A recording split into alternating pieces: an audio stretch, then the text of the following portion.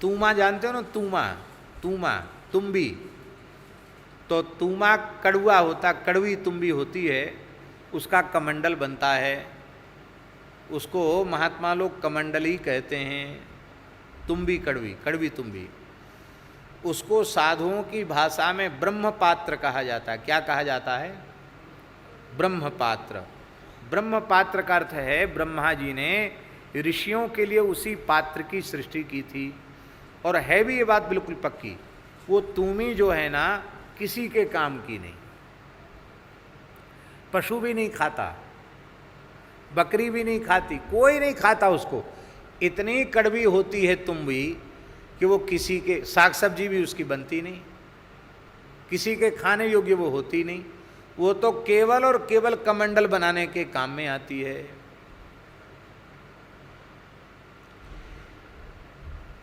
और उसके भी संस्कार किए जाते हैं, जैसे गर्भ का संस्कार होता है और बच्चा जन्म लेता है, तमाम उसके संस्कार होते हैं, तब संस्कार से संस्कारित होकर के बालक सुंदर होता है। ऐसी महात्मा लोग जानते कमंडल का संस्कार। तो कमंडल, पका हुआ कमंडल पहले उसको उतारेंगे, और उतारने के बाद फिर उसको सबसे पहले उसके नेत्र खोलेंगे। बोले भी आंख बंद है इसकी, आंख खोलो। बालक जन्म लेता है तो आंख बंद रहती, फिर आंख खुलती है उसकी। तो प्रेम कटारी लेकर के, प्रेम कटारी जानते हो ना, चक्कू छुरी, वो प्रेम कटारी लेकर के उसके बढ़िया सुंदर नेत्र खोलते हैं, कमंडल के नेत्र खोलते हैं।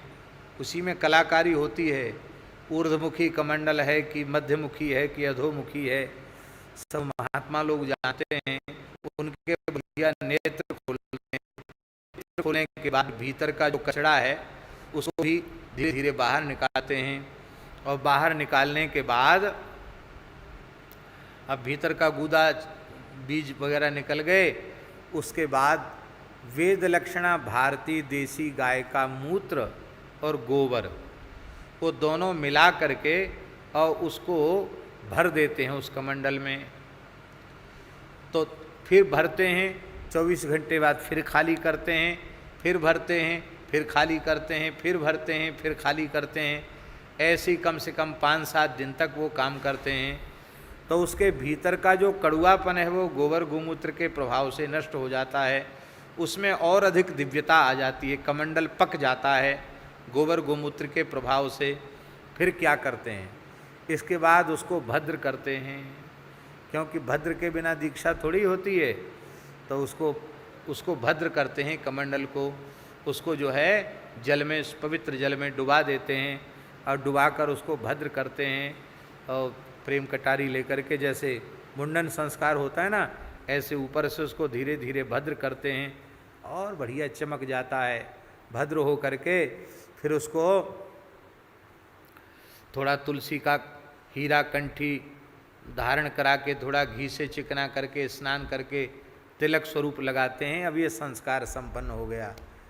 अब संस्कार संपन्न होने के बाद और बढ़िया कमंडल बनाना है, तो उसको फिर संस्कारित करने के बाद बढ़िया चकाचक कड़काया हुआ ताज़ा भारतीय वेद लक्षणा देसी गाय के घी से उसको भर देते हैं।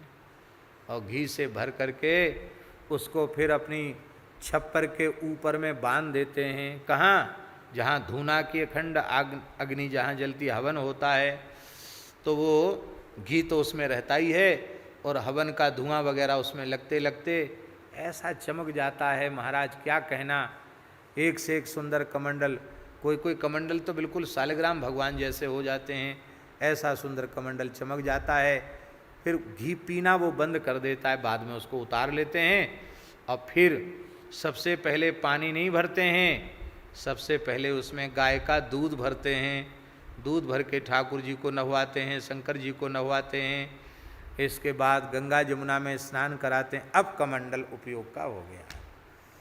इतना संस्कार करते तब कमंडल होता है। अब कमंडल की परंपरा ही खत्म हो गई। अब तो सब बिस्लरी पहुंच गई महात्माओं के हाथ में। अरे भाई, हमारी विनम्र प्रार्थना है, जल पात्र जरूर रखो, कमंडल अवश्य रखो। भले ही आपके लिए उपयोग नहीं है, पर कमंडल अवश्य होना चाहिए। पूज्य पहाड़ी बाबा महाराज खाक चौक वाले महाराज जी कहते थे, हमने देखा अभी जाएंगे और शाम को लौट के आना है, लाओ हमारा कमंडल ब्रह्मपात्र। हम उनका ब्रह्मपात्र और आसन लेते थे। तो हमने कहा महाराज जी आज तो लौट के आना है। तो चले धत बक बक करते हो, पात्र के बिना साधु कुपात्र होता है। कुपात्र कौन है? जिसके पास पात्र नहीं वो कुपात्र है। और आपको स्मरण होगा हरिराम बाबा भी कमंडल रखते थे, वो कहते थे बिना पात्र के साधु कुपात्र होता है। कमंडल रखते हैं, कमंडल ब्रह्मपात्र। तो वो कमंडल की महिमा इतनी क्यों हो गई? क्यों हो गई कमंडल की महिमा? वो तो किसी के काम की नहीं है, कड़वी तुम्बी है, इतनी महिमा कैसे हो गई? कमंडल का मंत्र आपको बता देते हैं। वैसे मंत्र बताना नहीं चाहिए लेकिन बता देते हैं। हमारे महाराज जी देखते बढ़िया कमंडल, पहाड़ी बाबा महाराज, हे कमंडल कहाँ से लाए? बोले वहाँ से लाए। वाह बहुत अच्छा कमंडल, मंत्र बताओ कमंडल का। कमंडल का मंत्र नहीं बताया कि धर दया, बिडल पंथी मारा मारा इधर का उधर डोलता है। चिपिया का मंत्र ना बता पाओ तो चिपिया रखवा लेते, कमंडल का मंत्र ना बता पाओ तो कमंडल रखवा लेते। फिर जिसको जरूरत पड़, अपने पास नहीं रखते, जिसको जरूरत पड़ती उसको दे देते, ले जाओ। और फिर वो कहता जिसका रखवा लिया, कहता महाराज हमको, तब कहते यहाँ आसन लगाओ, कुछ दिन सेवा करो तब बताएंगे। बोलो वृंदावन बिहारी। ये सब साधुओं की टकसार होती थी, तब उससे निकलते थे पूरा। जैसे फौजियों की होती ना ट्रेनिंग, तो पूरी ट्रेनिंग करने के बाद बढ़िया फौजी बन के निकलते हैं। अब वो साधुओं की ट्रेनिंग वाली जो बात है वो धीरे धीरे समाप्त ही होती चली जा रही है। इसलिए पुराने संस्कार सब नहीं हो रहे हैं। आप लोगों को स्मरण होगा जब ऐसा ही एक अवसर आया था कि हम बाहर नहीं जा रहे थे, तो हमने साधुओं की पढ़ाई पूरी करवाई थी। साधु साई पढ़ाई है, साधुओं को क्या क्या, साधुओं की टकसार पढ़ाई थी। राम पटल पढ़ाया था, सिद्धांत पटल पढ़ाया था, विभूति चढ़ाने के मंत्र, पूरी अर्थ पंचक, मंत्रार्थ, तत्वत्रय, जो भी साधुओं की उपयुक्त पढ़ाई है वो पूरी कराई थी। कितना समय लगा था? शायद 2-3 महीना लगे थे। और उसकी कुछ भाग शायद कैसेट भी हुई थी और होगी भी कैसेट। महेश दास जी ने, मधुसूदन दास जी ने वो उसको बनाया था कैसेट को। तो ये सब पुराने संतों की पढ़ाई होती थी, सब सिखाया जाता था। तो कमंडल का मंत्र क्या है? उसमें गंगा जी की महिमा है। कमंडल की महिमा क्या है? जलम दहत ओम जलम दहतु पापानि कमंडलु गतोत्वथ गंगा तोय समम नित्यम जलपात्रम च शुद्धयतु। ये मंत्र है कमंडल का।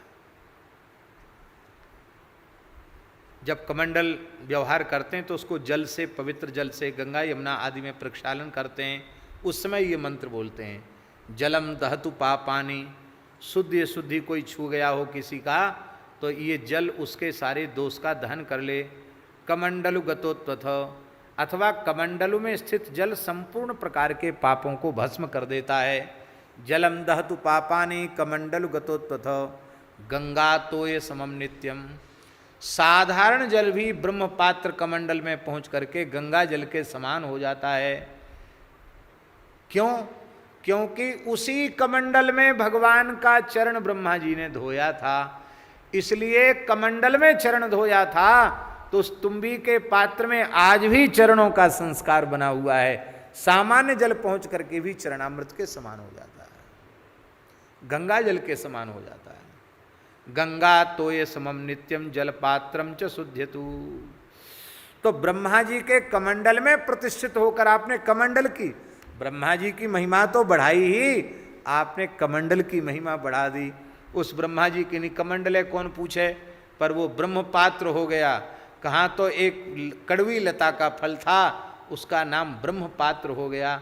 आपने ब्रह्मा जी की महिमा तो बढ़ाई, उनके कमंडल की महिमा भी आपने बढ़ा दी, जिसमें स्थित सामान्य जल भी गंगा जल के तुल्य हो जाता है। और विष्णु की महिमा बढ़ाई,